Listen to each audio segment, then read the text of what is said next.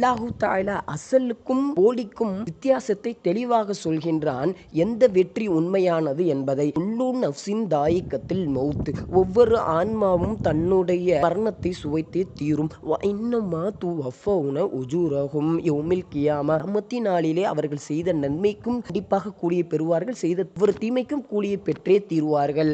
தொடர்படியாக சொல்கின்றான், மன் ஸூஸிக அனின் நார், யாரு அந்த நரக நெருப்பை விட்டு வெளியேறினார், வ உதுகலில் ஜன்ன, மேலும் சொர்க்கத்திலே நுழைந்தாரோ, ஃபகது ஃபாஸ், அவர்தான் உண்மையான வெற்றியாளர். அந்த வெற்றி தான் நிலையான வெற்றி, அந்த கூட்டம் தான் வெற்றி பெற்ற கூட்டம், அந்த மனிதர் தான் வெற்றி பெற்ற மனிதர் என்பதை அல்லாஹு தஆலா தெளிவாக சொல்லிவிட்டான். முஸ்லிம் சமூகமே மறந்துவிட்டு மந்தை ஆடுகளைப் போல மேய்ந்து கொண்டிருக்கின்றார்கள் என்பது தான் நிஜத்தரமான உண்மையை அல்லாஹு தஆலா தெளிவாக சொல்கின்றான். உங்களுடைய மறுமைக்கு நீங்கள் மறுமை வாழ்க்கைக்காண்டி நன்மையை சேர்க்கவில்லை என்றால், வமா ஹயாத்து துன்யா இல்லா மத்தா உல் குரூர், உலகம் என்பது வெறும் ஏமாற்றப்பட வெற்றியிலேயே நீங்கள் அளிக்கக்கூடியவர்களாக ஏமாந்தவர்களாக இருப்பீர்கள் என்பதை அல்லாஹு தஆலா தெளிவாக சொல்கின்றான். ஆகவே வாழக்கூடிய காலகட்டத்தில் மறுமைக்கு நம்முடைய வெற்றிக்கு நாம் செயல்பட்டு அதற்காக நன்மையை சேர்த்து நாளை சொர்க்கத்தில் நுழையக்கூடிய நசீபை வல்ல ரஹ்மான் முஸ்லிம்களுக்கும் தந்தருள்வானாக.